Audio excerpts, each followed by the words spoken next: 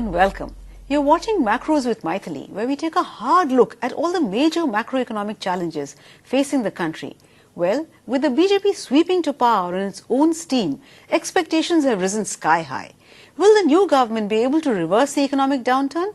What does it need to get there? Is there a blueprint for reform that will help us get back to that 9% growth?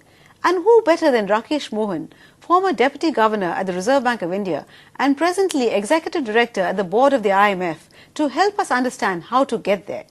Welcome to the show, Rakesh. Well, now that we have a single-party majority in Parliament, can we presume that our economic woes are at an end and the government will be able to take the bold decisions that are required? What kind of time frame do you think we have for the economy to recover? Well, I think that now that we have a single party majority and of course the NDA large majority, that it ought to be easier to take the kind of decisions that are needed to revive growth. Now, whereas one would hope that the growth revival can take place fast, but given what has happened, particularly with the reduction in the investment rate, both private sector and public sector, that I think it will take a little bit of time to revive the growth process. I think it will take certainly more than a year, 1 to 3 years, because it takes a bit of time to turn around an economy. Of course, we have to keep in mind that in any case, we are around 5% growth in any case. So it's possible that we can do things so that growth does pick up to 6.5%, 7% within a couple of years. You spoke of tough decisions. What are the kind of decisions that are needed? Do you have anything in mind? The first level priority has to do with bringing inflation down. And as I mentioned, this means joint action between the government and the Reserve Bank of India, from both the fiscal policy side and monetary policy. And therefore, the first order of things for the government really is what we might call a conventional stabilization package. And that essentially means giving credible targets for bringing down fiscal deficit, and particularly the revenue deficit. Therefore, we have to really control the fiscal excess, and that obviously has an impact on bringing inflation down. Now, the other big issue in terms of a big advantage, a big positive impact of bringing the fiscal deficit down is that the way that the fiscal deficit has gone up over the last 5 years or thereabouts, since 2007-8, that there has been a lot of crowding out of the private sector in terms of resources available, in terms of domestic resources available to them. And therefore, if we can bring down the revenue deficit target to zero, which was the FRBM target, then we can turn around public sector savings, that is government plus the public sector enterprises savings, by something between 3 to 5% of GDP. And we have done that before, so it's not something that's asking for the moon. As you might recall, public sector savings had actually gone down much further around 2001, 2002, and then they were brought around. So it is indeed possible for us to do that. One issue that is of importance here is that we need to, in bringing down the fiscal deficit and the revenue deficit in particular, we have to act on both fronts, that is both revenue as well as expenditure. If you were to present a blueprint for reform that are required in the first 100 days, what kind of a blueprint would you draw up? No, I think it would be very rash for me to say what the government ought to do in the first 100 days.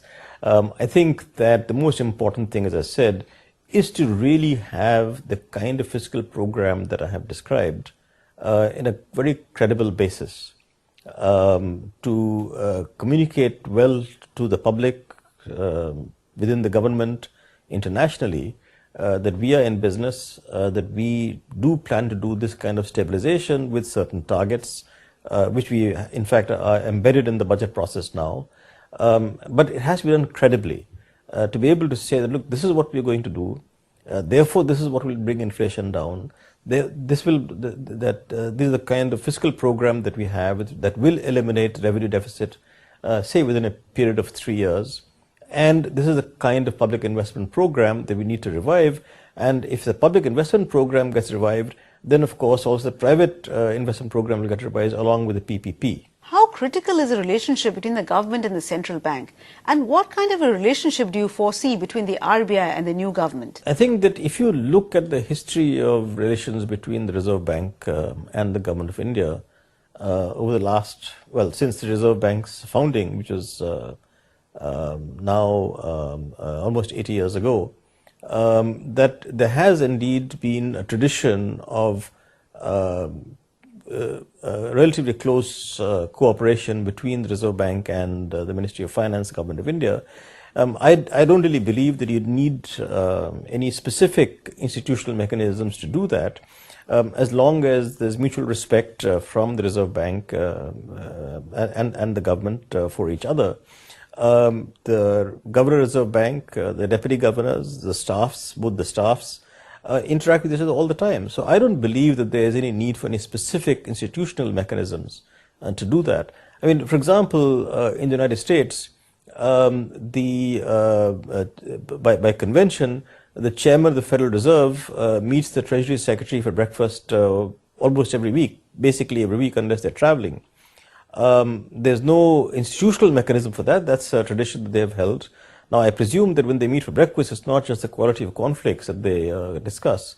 So I think that we do have informal mechanisms, which goes on all the time. Main issue is that there has to be mutual respect and understanding of the different roles of the fiscal authority and the monetary authority to go ahead and have a collaborative, cooperative relationship. I think one of the best examples of that cooperative, collaborative relationship was indeed the institution of the market stabilization bonds in 2004-5, in 2004 when we instituted them, where the Government of India gave the authority to the Reserve Bank to issue government bonds on their behalf for sterilization purposes. There are very few countries that that kind of confidence has been expressed in the central bank to issue government securities for the purpose of sterilization, and that whole process did indeed serve us well in both phases, both when the capital flows were excessive and we had to do foreign exchange intervention and sterilize them the same through the issuance of these market stabilization bonds, and then on the downturn when the capital flows reversed and we had to use reserves to inject dollars into the market and at the same time inject liquidity back through the rewinding of the market stabilization bonds. I'm only giving this an example that we didn't need any special institutional mechanisms to do that kind of cooperation because there was indeed mutual respect between the two institutions. The high level of NPAs, non-performing assets in the Indian banking sector, especially public sector banks, has been a major source of anxiety. Do you think the Nayak Committee's recommendations that government stake be transferred to a bank investment company is a way out? Once again, I would say that we need to look at history a little more. That is, the NPA levels of public sector banks was indeed much higher in terms of percentage by the end of the 1990s. We went through a regulatory supervision and governance process so that indeed by around 2008-9 the NPAs of public sector banks were not worse than either private sector banks nor what international norms you can see. Similarly, the return on assets, the return on equity was not very different from private sector banks in say between around 2004-5 and 2009-10 or thereabouts. So there are business cycles that also, and of course that was accompanied by high growth in the country. So to my mind, the NPA problem, whereas of course there are much greater concerns in NPAs right now, but the key to turning around the NPAs is really the revival of growth. Second, it has of course been the case that the public sector banks have indeed done much more lending for infrastructure than the private sector banks, and perhaps there has been some element and some element of behest in that process, but it's also part of the whole infrastructure investment policy of PPP, that did need, the private sector companies did need borrowed resources for that purpose, and the public sector banks didn't come forward to lend for those activities. So it seems to me that first, the revival of the economy itself will do much for the NPAs that exist in public sector banks. Second, yes, on the governance issue, one of the very curious things I must say within the public sector framework itself is that whereas in the non-financial public sector, we have a process by which we appoint CEOs, the CMDs of non-financial public sector companies through some process, and they are appointed for 3 to 5 years. We have this strange process in public sector banks where it's quite usual for a public sector CMD to be appointed for 1 year or 2 years, and there's sort of a pecking order where you first get appointed to a smaller bank, and then you kind of make your way up to a larger bank, and by the time you are the head of a larger bank, you have only 1 or 2 years left as a CMD. Now that obviously is not very conducive to any kind of strategizing framework. And therefore, within the public sector framework itself, it does seem to me that you can clearly reform the appointments process so that you do have CMDs who are leading the bank for something like 5 years or thereabouts. And you can clearly have an open recruitment process to do that. There's nothing in public sector framework that prohibits you from doing that. And we've seen in some of the most successful non-financial public enterprises that where we've appointed competent CEOs for reasonable lengths of time, like in the NTPC and SAIL and so on, those enterprises have performed well. I think we can do the same public sector banks. Well, on that note, we'll have to slip into a very short break, but please do stay with us. We'll be back very, very soon.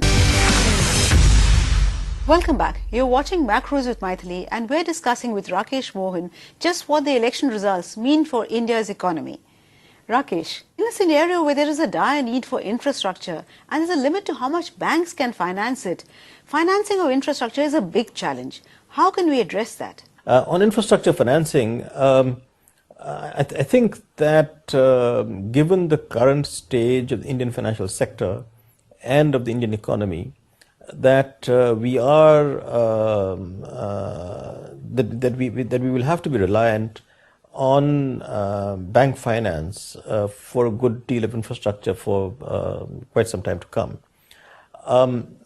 We already have the IIFCL, India Infrastructure Financing Company Limited, which can be used to promote infrastructure financing. The way I see it is that we really need to look at the kind of total infrastructure investment that is required in the system, which is of course in some sense embedded in the plan documents. But we need to have a closer look at the kind of resources available on a macro basis, and within that, of course, to have a better sense of what are the kind of infrastructure sectors, say for example like state roads, rural roads particularly, and many of the areas of infrastructure where we really have to have public investment. And that is what I was referring to earlier, that if you can reduce a revenue deficit to zero, then all public borrowing should essentially then come for infrastructure, public investment. So one source, of course, as I said, is to increase public investment in infrastructure. Second, for private investment in infrastructure, we obviously need to have a combination of bank lending for infrastructure on the one hand, plus some development of the corporate sector bond market for financing of infrastructure. And third, of course, to a limited extent, where it is safe, where there's long-term borrowing involved, for doing a certain level of foreign borrowing. But I would caution in terms of the volume that we need to have a good sense of what is a sustainable level of external borrowing for infrastructure, where we can be more, the external borrowing for infrastructure could be directed more towards particularly those sectors that do have cash flows that are naturally hedged in foreign currency. I think that as far as the financing is concerned, that really is much more the province of the Ministry of Finance and the Planning Commission.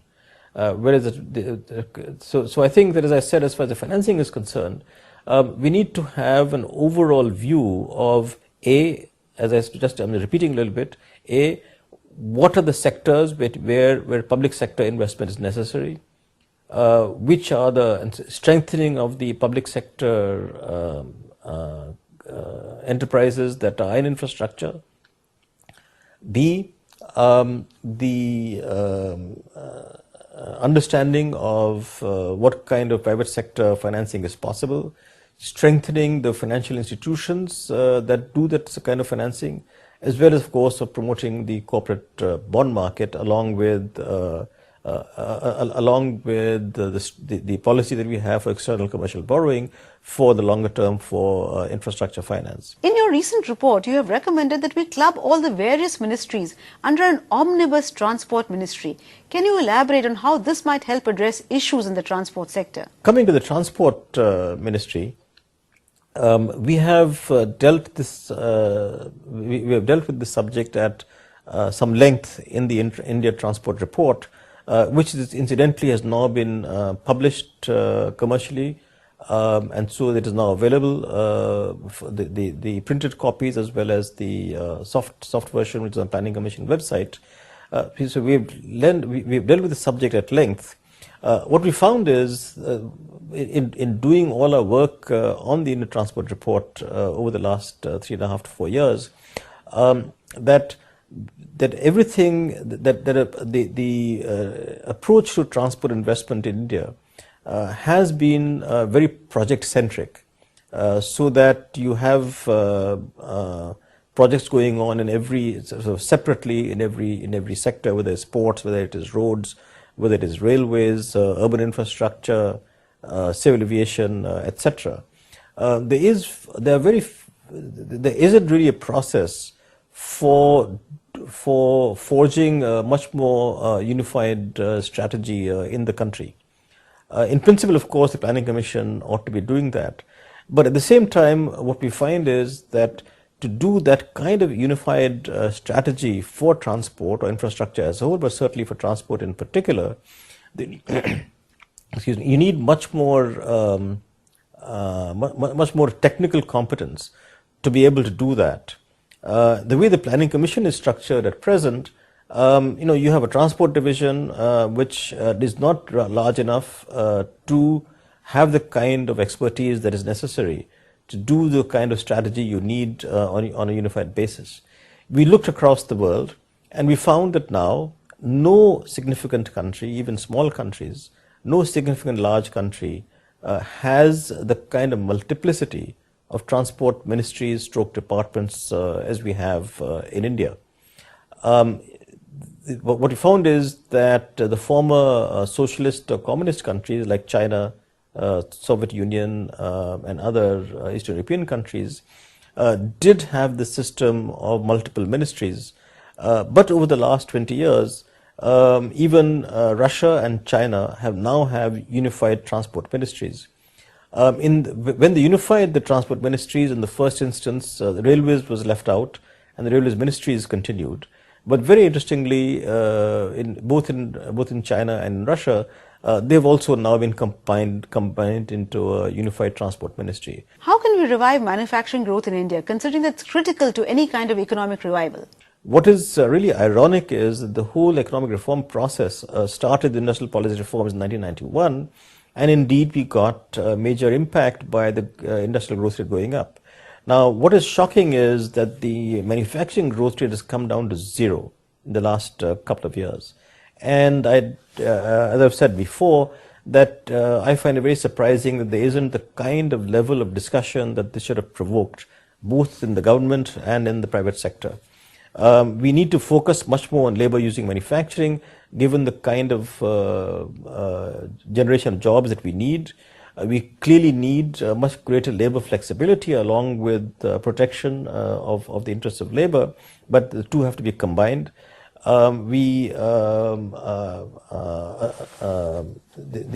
one of the things that we need to focus on very specifically and devise strategies and policies to do that is that as Chinese wages are going up, and they will continue to go up in the foreseeable future, there is going to be large-scale movement of labor-using manufacturing out of China. At present, it's going to countries like Cambodia, the Philippines, Vietnam, and Bangladesh. And we can really get a leg up in manufacturing if you focus on this, understand why we have not been generating labor-using manufacturing, and set up a sort of export powerhouse, which we can do with the kind of capabilities that we have. It seems to me that first there needs to be a real understanding on why this is not happening, and then of course address the issues that arise in terms of analysis which explains why we don't have this kind of manufacturing. Because unless we can get manufacturing growth up on a sustained basis of around 10% a year, which we have indeed accomplished in the mid 2000s, then we can't have a sustained GDP growth rate of 7 to 8 to 9% as we ought to in the medium term. And therefore, a key issue facing the new government is indeed revival of manufacturing, and particularly labor-using manufacturing, and also focus on getting the kind of industries that are moving out of China over the next 5-10 years. Well, I'm afraid that's all the time we have in this edition of Macros with Mythili. Thank you so much, Rakesh, for joining us, and thank you for watching. But we'll be back next week, same time, with yet another edition of Macros with Mythili. Till then, it's thank you and goodbye from all of us at ET Now.